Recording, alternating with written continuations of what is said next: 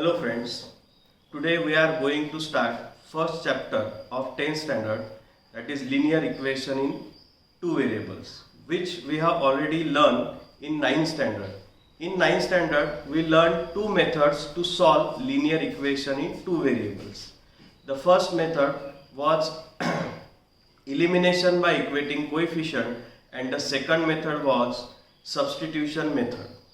In 10th standard we have to learn two more methods to solve linear equation in two variables, but as the first practice set is based on to solve linear equation in two variables by equating coefficient method. तो पहली exercise जो है वो 9th में जो हमने method सीखी थी उसी पे बेस है, इसीलिए पहले हम आज जो मेथड है लीनियर इक्वेटिंग कोएफिशिएंट उसको ही एक बार रिवाइज करते हैं और उसके ही कुछ सम हम सॉल्व करके देखते हैं। उससे पहले हम जान लेते हैं कि linear equation in two variables इसका मतलब क्या है। इसमें जो पहला वर्ड है लीनियर का मतलब है कि अगर इक्वेशन में वेरिएबल की हाईएस्ट डिग्री 1 है तो उसको बोलते हैं लीनियर। इक्वेशन का मतलब है इक्वल टू की साइन, और टू वेरिएबल्स का मतलब है उसमें दो वेरिएबल्स रहेंगे, for example X Y, A B और P Q. So linear equation में हम पहली मेथड स्टार्ट करते हैं अभी, जो हमने ऑलरेडी 9th में पढ़ी थी, to solve linear equation by equating coefficient method. तो अभी हम एक पहला प्रॉब्लम लिखते हैं।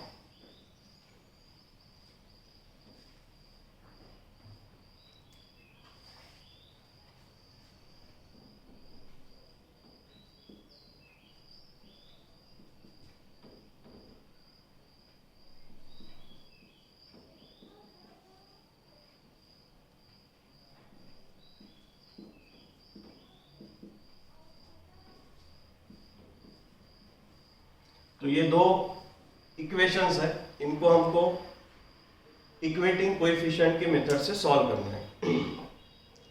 जैसे आपका नेचर है कि अगर दो दोस्त एक साथ में हैं तो वो जनरली एक दूसरे के बारे में कुछ बताते नहीं है। अगर दो दोस्त साथ में बैठे हैं और मैंने अगर एक दोस्त को दूसरे के बारे में पूछा तो वो 2-3 जवाब देगा कि सर ठीक है, ये अच्छा है।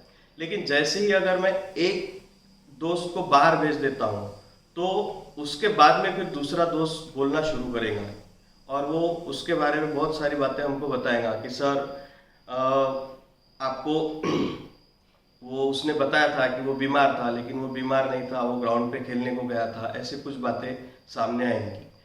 तो जैसा दो दोस्तों का नेचर है उसी तरह से ये वेरिएबल्स का भी वैसा ही है। जब तक आप ये दो में से एक वेरिएबल को कैंसिल नहीं करते तब तक दूसरा अपनी वैल्यू नहीं बताता।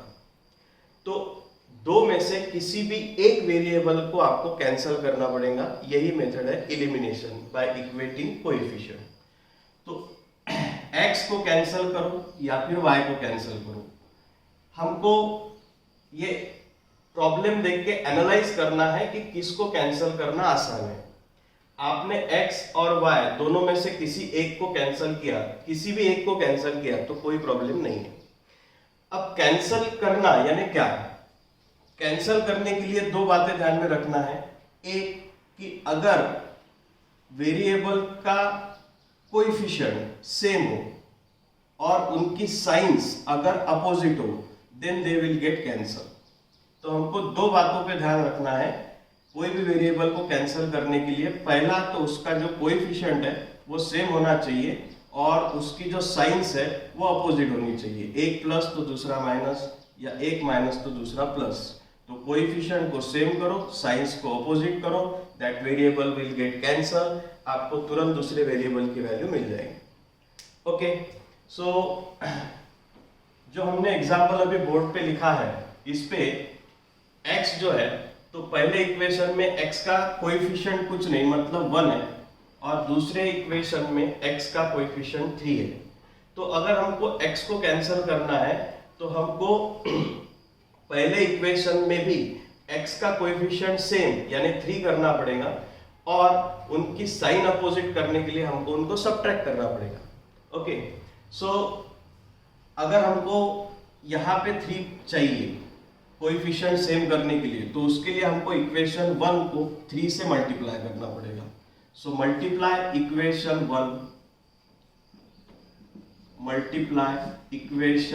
1 बाय 3। अगर हम इक्वेशन 1 को 3 से मल्टीप्लाई करते हैं तो हमको इक्वेशन मिलेगा 3x plus 21y equal to 30। This will be the equation number 3। अब 3 से मल्टीप्लाई करने के बाद इक्वेशन 1 का ही हमको मिला है इक्वेशन 3। ओके, लेकिन अब कोएफिशिएंट तो सेम हो गए, लेकिन ये दोनों की साइंस भी सेम है, तो साइन अपोजिट करने के लिए हमको सब्ट्रैक्शन करना पड़ेगा। तो सब्ट्रैक्शन करते वक्त ध्यान में रखो कि अगर हम बड़े कांस्टेंट टर्म में से छोटे कांस्टेंट टर्म को सब्ट्रैक्ट करते हैं तो प्रॉब्लम कंपैरेटिवली इजी हो जाता है। सो हम इक्वेशन 2 को 3 में से सब्ट्रैक्ट करेंगे। So subtract equation 2 from equation 3। Okay, so 3x plus 21y equal to 30 minus 3x minus 2y equal to 7। हमको मालूम है कि जब हम सब्ट्रैक्ट करते हैं तो सेकंड इक्वेशन की सभी साइंस चेंज हो जाती है। सो ये 3 की साइन पहले प्लस थी, अब माइनस हो जाएंगी, ये माइनस का प्लस हो जाएगा और ये प्लस का माइनस। अब x का कोएफिशिएंट पहले इसमें 3 है, साइन प्लस है, दूसरे इसमें भी x का कोएफिशिएंट 3 है लेकिन साइन माइनस है। So plus 3x minus 3x will get cancel. 2 की साइन अब प्लस हो चुकी है, सो 21 प्लस 2 यानी 23y equal to 30 minus 7 that means 23। Now y is equal to 23 upon 23 that means y is equal to 1। तो जैसे ही हमने एक वेरिएबल को कैंसिल किया हमको दूसरे वेरिएबल की वैल्यू मिल गई। अब ये वैल्यू 1, 2 और 3 जो 3 इक्वेशन है अपने पास, इसमें से जो भी इजी इक्वेशन है उसमें आप y की जगह 1 पुट कर सकते हैं ताकि हमको x की वैल्यू मिले। So put y is equal to 1 in equation 1।